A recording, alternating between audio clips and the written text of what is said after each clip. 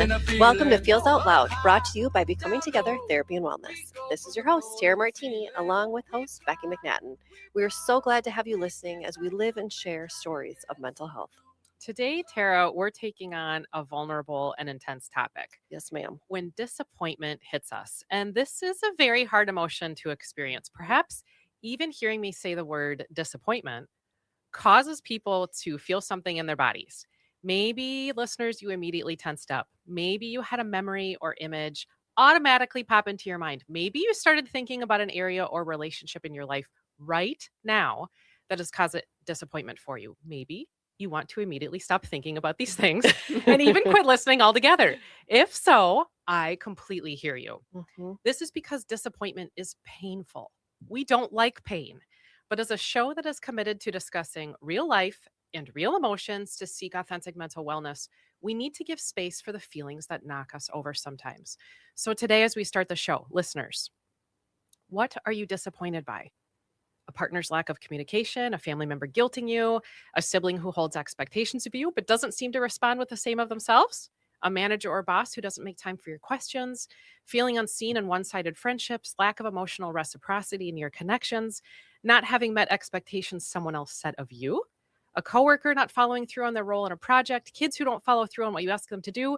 It could be any number of things. And I would guess that everyone has something that is disappointing them at this exact moment. Relational disappointment highlights the space between what we hope or long for in relationships and what others are offering.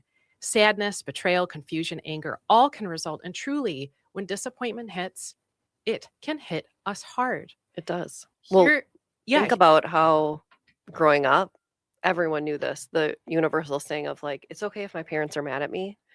But when they say they're disappointed, yes, it is 100 times worse. Please don't be disappointed. Right. And here to help us process through the concept of disappointment is therapist Amanda Sullivan. Thank you, Amanda, for being here. Thanks for having me. Welcome. So happy to be here. Tell us what you think of, Amanda, when you hear the word disappointment. It was interesting as you were talking, Becky, because I started thinking of so many of the things that you listed and started having memories, like you reflected to our listeners, of times in my life where I have felt let down by people, that I have experienced hurt or pain in a relationship, often related to like my expectations not being met. Yeah. Often related to the other person's behavior, choices, actions, words, and feeling really hurt. And let down in the context of those relationships and another person's behavior. Yeah. And Tara, why do you think disappointment is so painful for us to experience? Oh my goodness. I think because it's that notion of either I've let someone down, right? You've let someone down. Or the other way around, you're taking it as like how this person values our friendship or a relationship or whatever it is. And so it's very difficult to process that emotion of, can I sit with it and go, is it okay that I feel these feels? Or if you're the person who is disappointing, it's what can I do to fix that? Because it is easier, like I said, to have someone angry at you or for you to be angry at someone else. Yeah. Because we know that's a much easier emotion to deal with. But disappointment hits deeper. It's more, to me, speaks of the person's values and morals and who they are as a human and character. Yeah. Well, it makes me think about, as you were talking, so many things in disappointment that we might be saying to ourselves. And you highlighted this just a second ago, Amanda. What are we telling ourselves about the disappointment? Did I expect too much? And I would guess that disappointment in part is hard for us to feel because we find ourselves longing for something that we aren't getting and then saying, did I look for too much in this relationship? Right, yeah. Am I not worthy of receiving what I wish I would receive? Yes. And so did I not try hard enough? Kind of a self-blame. Yep. Should I do more? Exactly. The blame. Yeah. part. Things that we start to think through ourselves. And we're going to get into all of that. Super interesting topic here. Right now, we're going to take a short commercial break, but stay tuned as we continue to talk through how to navigate when people and relationships disappoint us. Thank you for listening to Feels Out Loud. We'll be back in just a moment. Express yourself. In a world full of strangers, you don't know that's right. Welcome back to Feels Out Loud, brought to you by Becoming Together Therapy and Wellness. I'm Tara Martini, along with Becky McNattin. Let's dive right back into our discussion on disappointment. Yes. So people let us down. People Yes. hurt one another. And as human beings who make mistakes, we are going to make mistakes in relationships. Mhm. That means that we are going to cause disappointment to others, and we are going to experience disappointment from others. It can be a massive struggle to cope with the gaps between what we want from others and what we are receiving. People might be wondering, how do I acknowledge disappointment and what does it even mean to hold someone accountable? Mhm. Mhm. And we are going to talk through all of that today. But as we dive in, I have a quote from psychologist Justin Rocho, who said, disappointment is part of life that comes up when your hopes or expectations aren't met. We all feel disappointment at times in our relationships and other people and in ourselves. It's not an easy feeling to sit with, but it is an unavoidable emotion. So, thoughts about this quote? Amanda, you start. I totally agree. I think disappointment and hurt in relationships is inevitable. It's That's a inevitable. hard pill to swallow, though. It is. And like you said, we will feel disappointed in others and we will disappoint others. Both of those things are true. And in thinking about this quote, I started wondering a little bit just around, do we expect too much or too little, or that we won't feel hurt? Is that an expectation people are having in relationships that is leading to a huge discomfort when it comes to feeling disappointed, or a lack of knowing how to address disappointment? Sure. Right. And what would you say, Tara?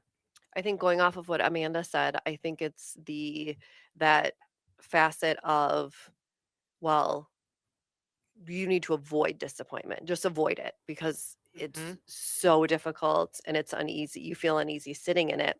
But if we look at the reframe of it is part of life, like the quote said, it is part of relationships, like Amanda said, and it's how do we then work through that? Mhm. And so that we're not so alarmed when it happens and thinking worst case scenario. Right. And not doomsday about it, but the Right. idea that relationships are messy, Mhm. including relationships with ourselves. Yeah. Being humans messy.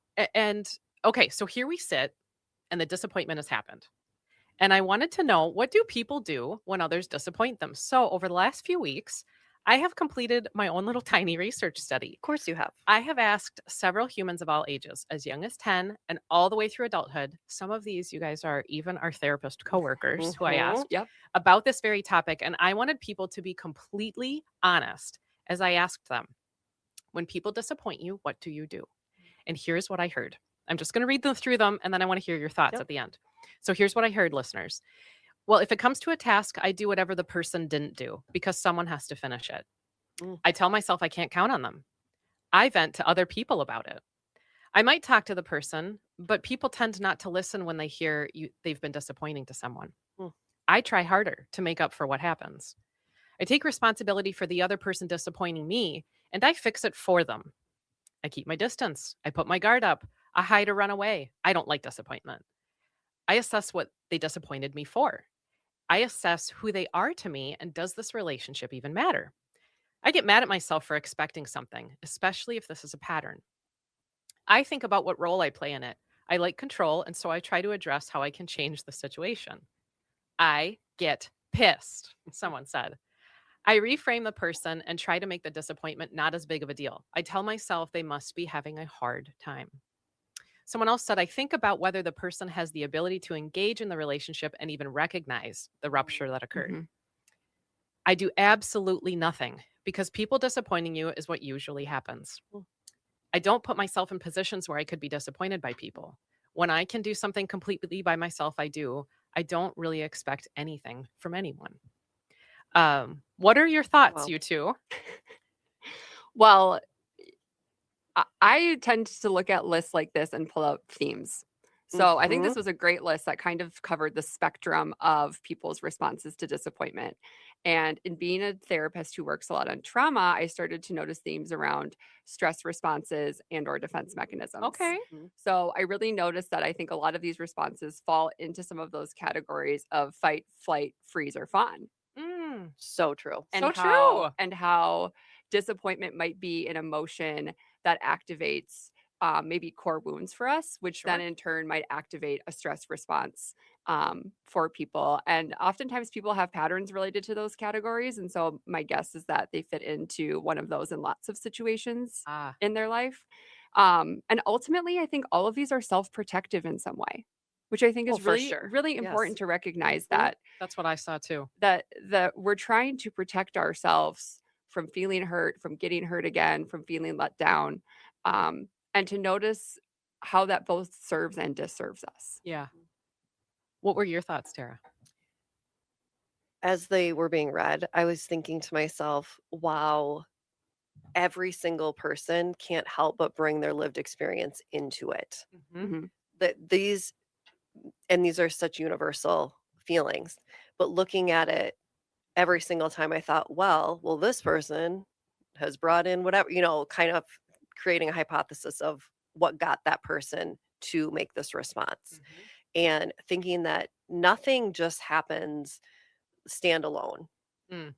right? Their experience has brought them to the point where this, like Amanda said, this is where they're choosing. Am I going to fight? Am I going to leave? Am I going to freeze? Um, and they're there for a reason. Yeah. So it's not just, oh, well, I tend to hide or run away. Okay. Well, no, it's why. What brought you to that point where Yeah. that's how you Mhm. react? Well, and what was so interesting to me about this list is I think if people talked about what do you love from relationships, or Hmm. what do you think Mhm. ought to happen in conflict, and people say things like we should share how we're feeling, Yep. Mhm. we should bring up what came up in the circumstance, and I loved people's honesty about this Yes. because the truth was there. I resonate with all of what they said, and I think there's this idea of how we ought to process with people, how we should share our emotions and voice our concerns. And then there's this reality that when we're hurt, we go to these default settings of Yep. protection, like you just said, Mhm. Amanda, to be graceful to ourselves, that we can cognate something that we wish for. And even many of the people who answered these things are therapists who we work with. So people Right. who are Right. trained in the world of recognizing things in their relationships. And they're the ones who said things like, I try to fix it for the other person. Right. I Mhm. run away. So maybe listeners out there also resonate with some of the things that were shared, which brings us to some steps that we came up with on what we can take, or what steps we can take, things we can do when we find ourselves hit with relational disappointment. And we came up with several different steps. The first, which was understand the disappointment and validate your emotions, which is hard. Yes. Sometimes we want to dismiss the experience altogether. We Mhm. want to ignore our emotions, distract ourselves, maybe even intellectualize the situation or blame ourselves that it occurred. We talk all the time on the show about giving space for the emotion. So we need to let disappointment speak for a Mhm. little while. We do. And it's the notion of how often we invalidate our own emotions. You and I Yes. talked about this on a recent episode. I found myself doing that a day or two ago. Um, I think you had reached out about something like a life event, and my response was like, oh, it could totally be worse. It's fine. Hmm. I'll be fine. And it's like, oh my gosh, like just feel your feels. It's okay to sit in the feels, Yeah. whatever it is, rather than to invalidate my own feelings and going, Mhm. it's fine, it could be worse. Yeah. Well, no. Yeah. Just like when it comes to disappointment, it's okay to sit in it, Yeah. feel it, and go, well, how does this feel sitting in it? Mhm. It's a very hard thing to do. So, Amanda, how do you think people could do this for themselves? What actions could they take to validate and understand the experience? Yeah, I think like Tara said, allowing yourself to first sit in the emotion and not be judgmental of the fact that you feel disappointed. So it's that act of acceptance. Mm. I think also giving yourself time and space to sit in the emotion and know that you don't have to immediately respond to someone who has disappointed you, and giving yourself time to be curious and ask yourself more about the disappointment. Oh, I Um, like Lead with that. Almost curiosity. like have a conversation with it. Yes. Yes. Yep. That could be through journaling. Some of the questions that I ask myself to be curious about the disappointment: is this a pattern in the relationship? Is the other person aware that they caused disappointment? Mm. Considering intention versus impact. Asking myself, when have I felt this way before in my life? Because that might speak to broader themes. Yes. Yeah. And knowing, again, that's kind of this awareness of what our core wounds might be and asking ourselves if it has been activated. And I think it's really important to know that we don't get to choose our emotions, Mm. Mhm. Well said. but we do Very get good to point. we do get to choose how we respond to the emotions. And so that gives us a lot of, I think, empowerment to make active choices about honoring the emotion and then deciding what actions we take as a result of the emotion. That's so important. I think you said so many amazing things there on this idea of the distress that comes up with disappointment. And and truly the validation starts from the space of saying, I didn't necessarily choose to feel this way. Right. Mhm. The emotion came. I Yeah. do have some choice in what I do right now Mhm. to be compassionate about the fact that I'm hurting. How do I respond to it? hmm Yep. And so that leads to feel the feels. Allow yourself to experience the emotions. This goes beyond validation by offering space to let them exist. And understanding the disappointment might lead to we feel sad or angry Mhm. or Mhm. betrayed, Yeah. loss of trust. So trying to not suppress these or rationalize them made me think about grieving disappointment Mm. because I do think there is grief in that. And what would you say to that, Amanda? I totally agree with you. And again, I think I spoke to this a little bit before, but give ourselves time to understand the emotion before we respond to it. So like you Mm. said, kind of Mhm. Pause. you pause. And I have this analogy that I use a lot with clients of an iceberg and how oftentimes it's, our emotions are kind of like what we see when Mhm. we're if you're on a boat and you see an iceberg, you see what's visible of the iceberg, but you don't see what's underneath the water. And For so sure. taking the time to explore what are the aspects of the situation that maybe don't seem as obvious or that I can't see from the surface to understand it better. And like you said, is it that I feel betrayed? Is it activating a core wound?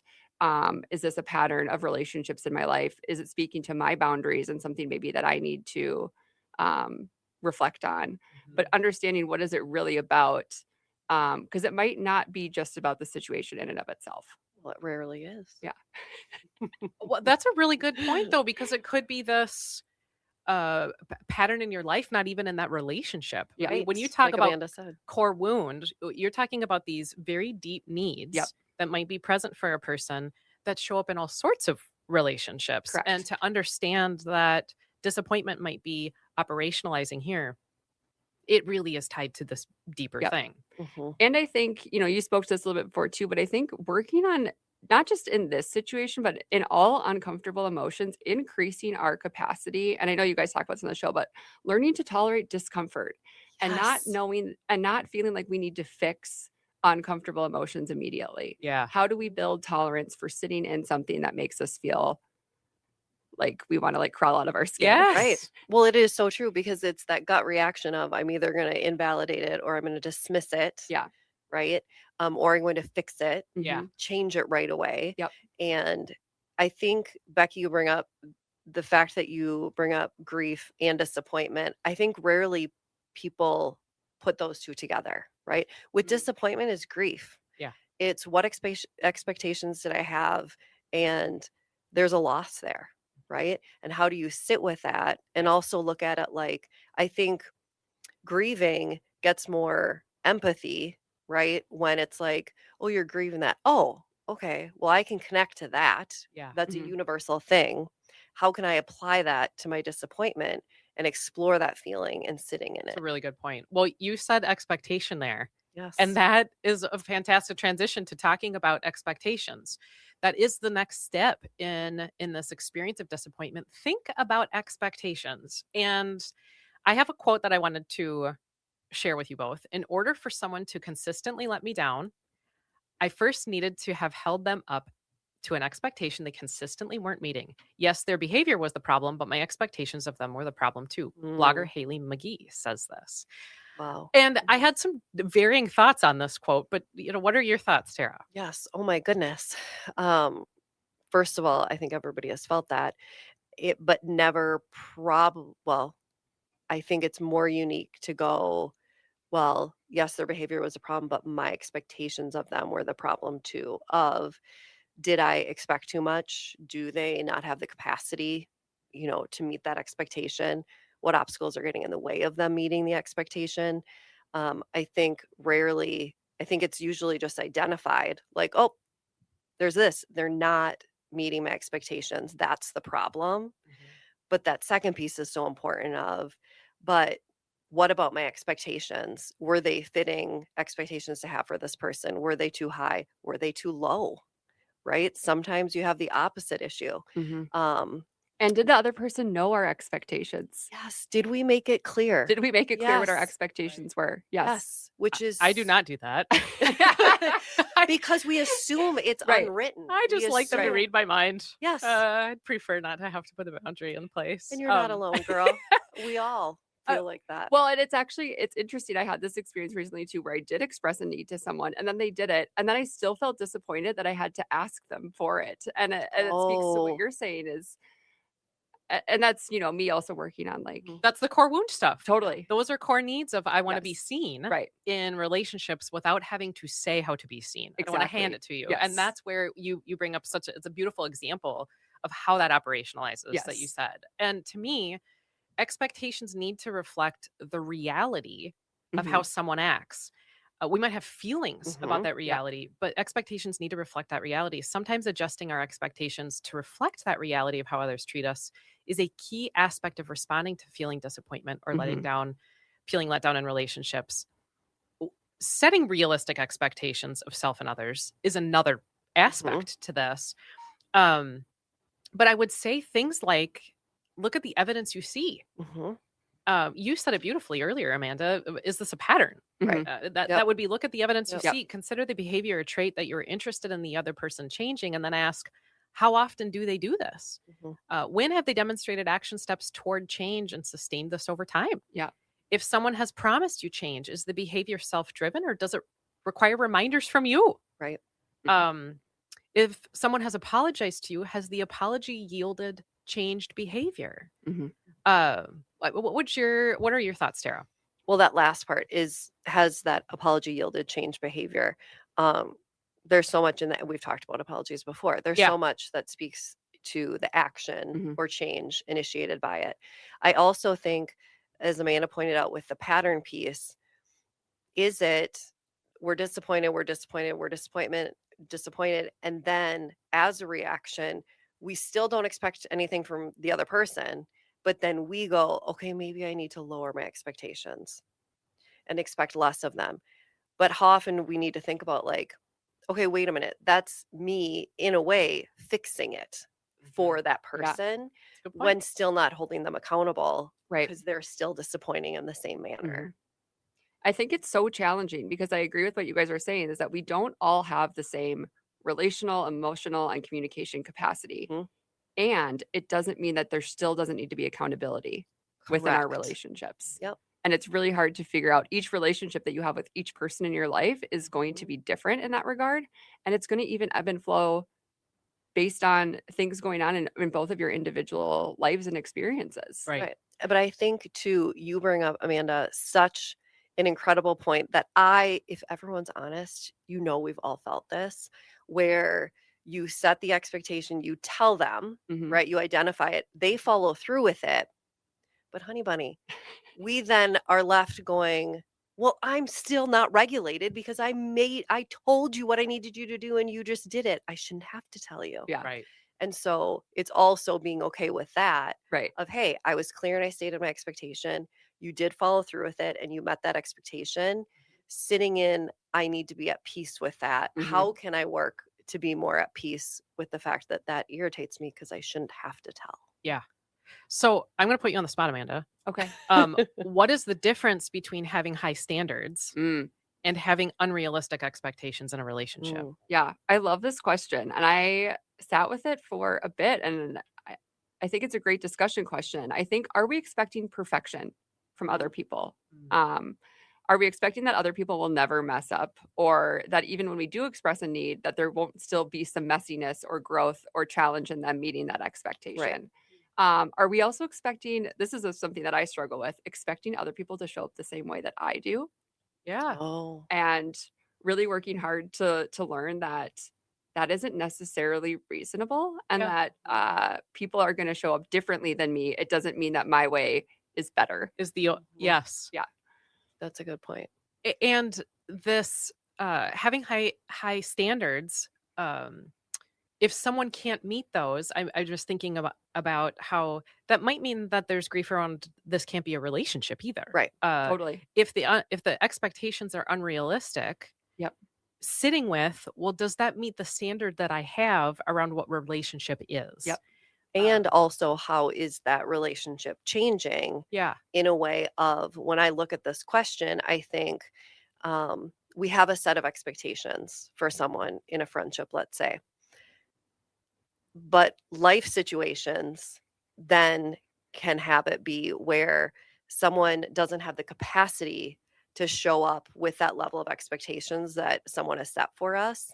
Where if it's good to have those high standards, but also recognizing, hey, is this a situation where the person truly typically can meet my expectations, but is this whatever is going on making it incapable the person incapable of at Mhm. this time? They just don't have the capacity. Mhm. Right. And that is really our fourth step of reflect thoughtfully. Mhm.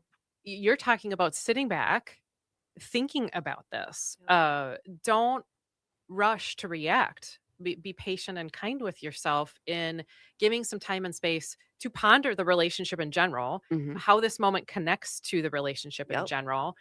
Um, assess even the kind of disappointment this is, as well as how intense it is. You were Mhm. talking there about, like, has this happened before? Mhm. How big of a deal is this Right. moment?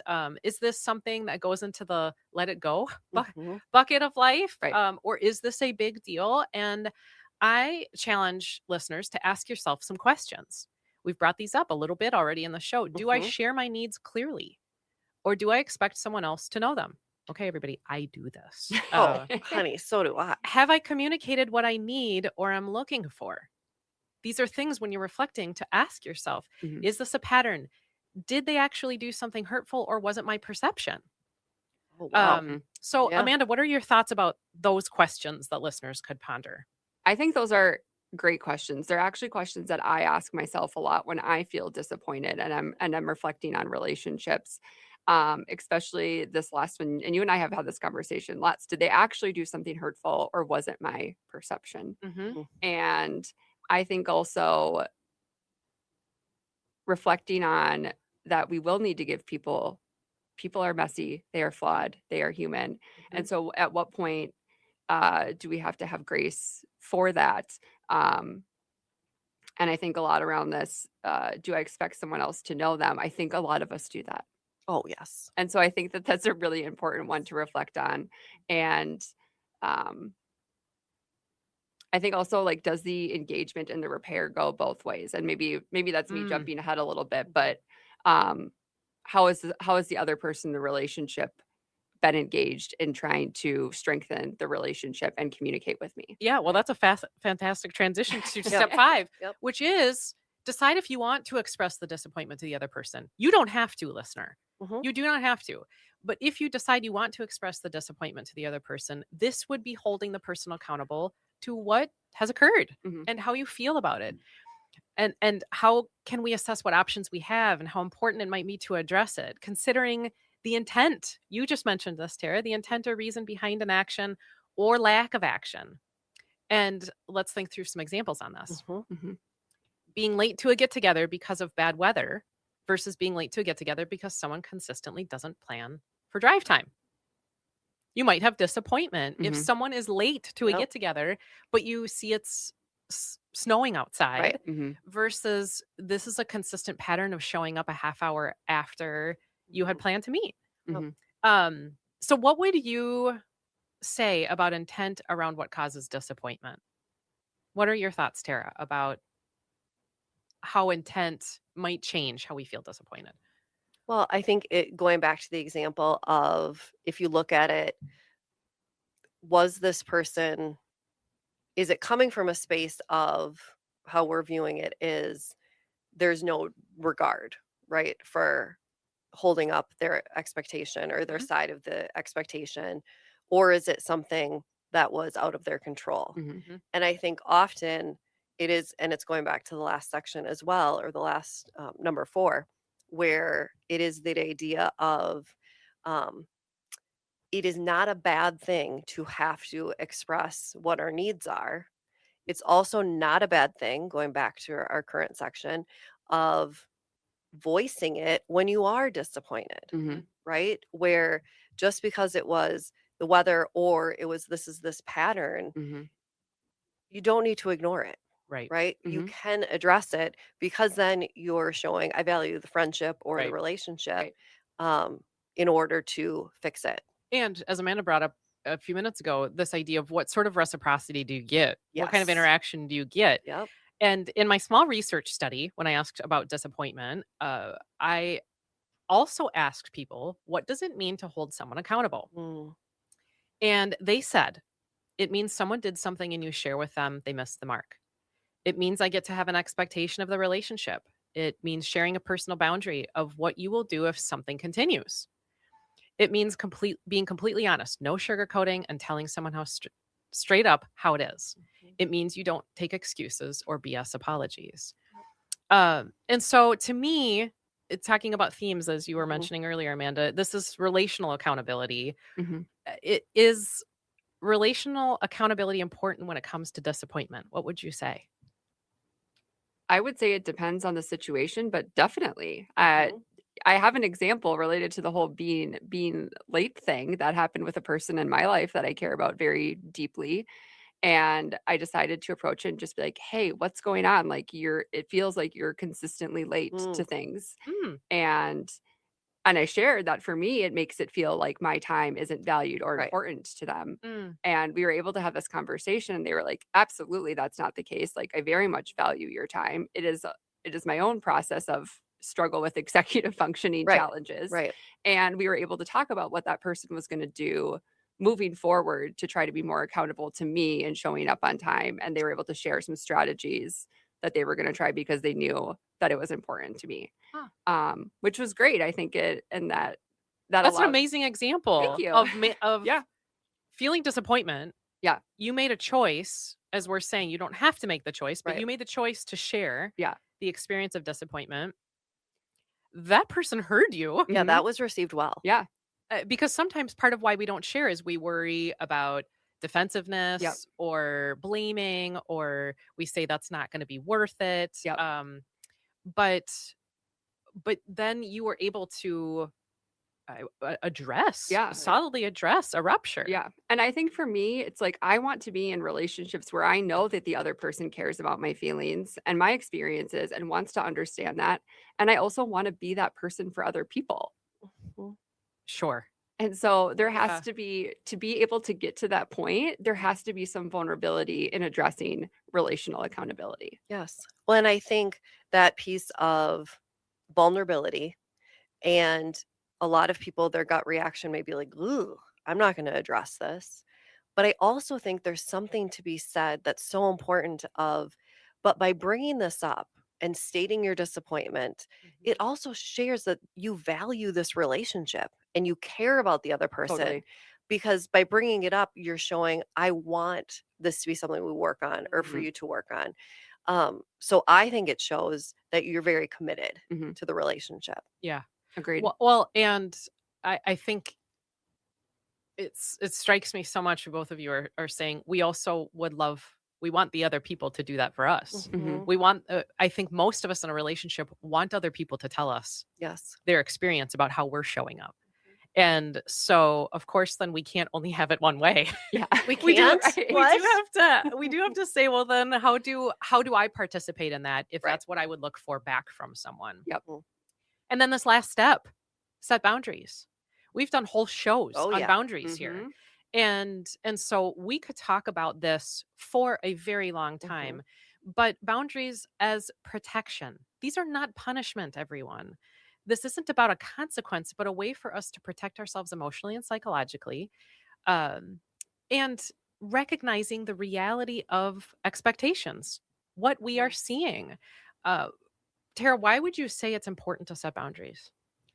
Well, I think it's so important to set boundaries in the fact of then that's going to help you get if you're looking at like results, not only is it going to help your well-being because you've expressed how you feel and you're actively making changes, but it's also going to help the other person too to meet those expectations, right? If you set a boundary and it's a clear boundary, it's that piece of I'm protecting myself, but I'm also helping that person, just like Amanda said at the end of your discussion with someone that you care about. It wasn't just, well, here's how I feel. Oh, here's how it was received. It was one more step of what boundaries or what expectations or what things, tangible things we can do, action steps Mhm. to help you in that situation. And I think boundaries protect both people. Yeah. And what a great example that you offered, because you didn't show up Mhm. with your friend and say, I'm never getting together with you anymore Correct. if you're late. Right. So the boundary wasn't a clearly stated ultimatum. Your boundary was inquiring via a question Yeah. of tell me what's going on. Yeah. And the undercurrent of that was I'm not okay with what's happening right now. Mhm. So it looks more subtle than saying, I'm not getting together if you're not on time anymore. But why would you say boundaries are important, Amanda? I would reiterate a lot of what Tara said. I view boundaries as a way to make relationships stronger and for both people to get their needs met and feel understood by the other person. I think a lack of boundaries often leads to resentment and disappointment, which is More disappointment. Yes. So true. and so I really view boundaries as helping to strengthen relationships. And I think when we can be vulnerable, it leads us to feeling more seen and heard in relationships, which helps us feel more connected to people, which is what we all want. It is that connection piece. I also think it's a huge reframe, though, for just the universal concept of boundaries for people like you had stated, Becky, to view them not about punishing someone. Yeah. Right. It isn't. It's not a bad thing. There's not a lot of times I think there's a negative connotation around boundaries. Mhm. And if you really look at what it is, it's really nurturing and fostering a relationship and keeping that connection. Now, when we're trying to protect ourselves against hurt, Mhm. we might not want to share. This brings us back to what do you do when you get disappointed? The reality of it Right. is we don't want someone to hurt us more. Mhm. That And so fear comes into play here. Right. And some things that maybe you go back to step 4 on the reflecting thoughtfully. Reflect on how the person receives your statements. If you've decided to express this, do they get defensive? Do they deny the problem? Do they rationalize their behavior? Do they seek change? Do they ask you questions about how it's received Mhm. to you? Give it some time and see what happens after you've said something too. Nothing really changes in a second. Right. Right. So give it some time. Sometimes emotions lessen, and sometimes even time offers some perspective. Mhm. But I would also say, and would love just a quick ending on we need to consider ending relationships with people or places that disappoint you over and over and over again. Yep. Is this relationship replenishing energy or depleting it? Is my big question for people. And what would you say, Tara? Oh my goodness, just asking that question. Is this relationship replenishing my energy? And also, what am I gaining from it? Right? Because we both want to be gaining something from a relationship, or is it depleting it? And is it consistently doing that? Mhm. Right? It's different if there's a one off somewhere, Mhm. but it's examining it. And again, too, it's that reframe of ending relationships is not always a bad thing, right? People can come Yeah. and represent a season in our life or a reason for them coming into it. It's also looking at accepting and being at peace with it's okay to end a relationship. It's not a failure. Yeah. Mhm. Your thoughts, Amanda? I totally agree. I have a lot of the same thoughts that Tara does in terms of yes, is this a consistent pattern in this relationship where I feel like I'm trying to engage in a way that the other person isn't capable of? And it's causing me more distress or impact on my emotional and mental wellness to continue to be in this relationship. I would And how much effort have I put into trying to repair if that's something that Mm, feels important to me? that's a good point. yeah, what a beautiful reframe. To me, my takeaway from this is disappointment, although really hard to feel, can be a signal to us. Mhm. It can serve as a beautiful tool, a hard tool, but a Mhm. beautiful tool of recognition to pause, to reassess what is going on, and to think about ourselves and our relationships. Mhm. So much to think about here. This has been fascinating. We're headed to a commercial break, but when we come back, we're going to talk through questions from you all, our listeners. Feels Out Loud will process your thoughts in just a moment. All you see is danger, trying to find what you lost. You can't go it alone.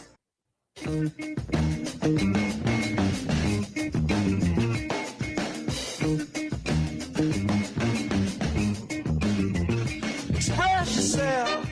We are back again with Feels Out Loud, and this part of the show is where we talk through questions from you all, our beautiful listeners.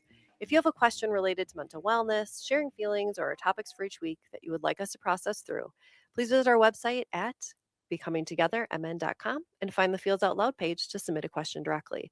Or feel free to email us at contact@becomingtogethermn.com. Of course, please follow us on social media. We really do want to hear from you and what you are wondering about. And thank you, everyone who sent in thoughts, comments, questions about times when people disappoint you. These are big moments for folks. And our first listener asked us, you guys have talked about rupture and repair a lot. Yes, we have, Yes, we friend. have. Is it possible to turn a situation of disappointment into a deeper understanding of one another? Mm. What would you say needs to be present to be able to do this? And Amanda, what would you say to this listener? I would say, yes, it's definitely possible to turn disappointment into a deeper understanding. And I think it can be incredibly valuable in relationships to do this.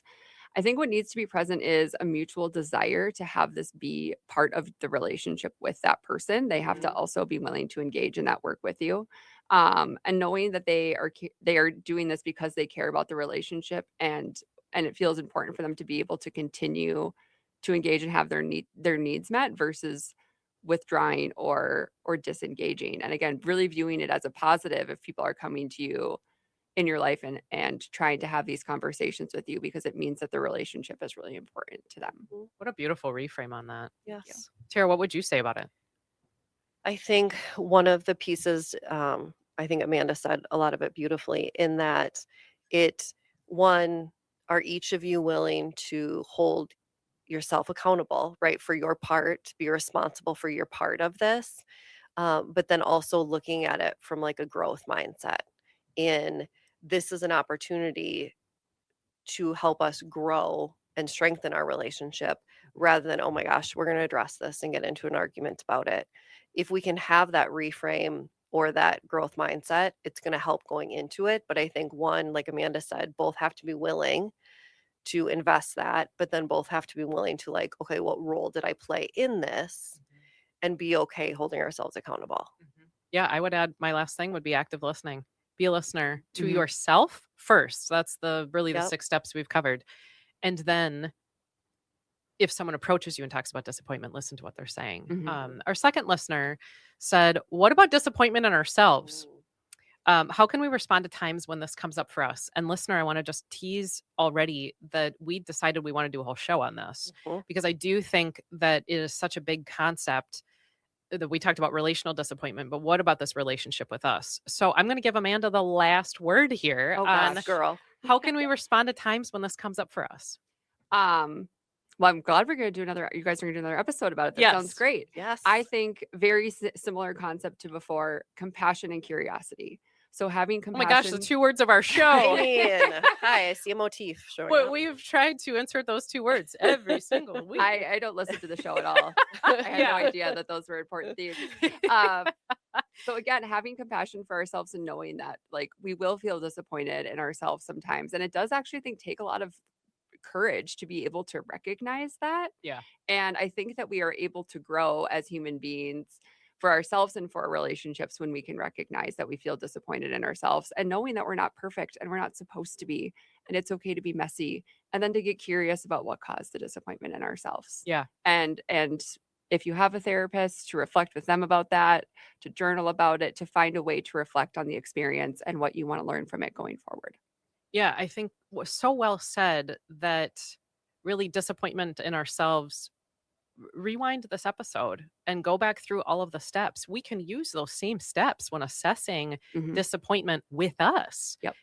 We have a relationship with us. So think about how that shows up. And we're already at the end of our episode for today. Thank you for listening this morning, everyone. Join us next week as we talk through the connection between intuition, self-trust, and mental health. But in the week ahead, be kind to yourself. Remember that connection fosters wellness, and your voice is one that the world around you needs to hear. Share yourselves, friends. Some do, some don't, some will, some won't.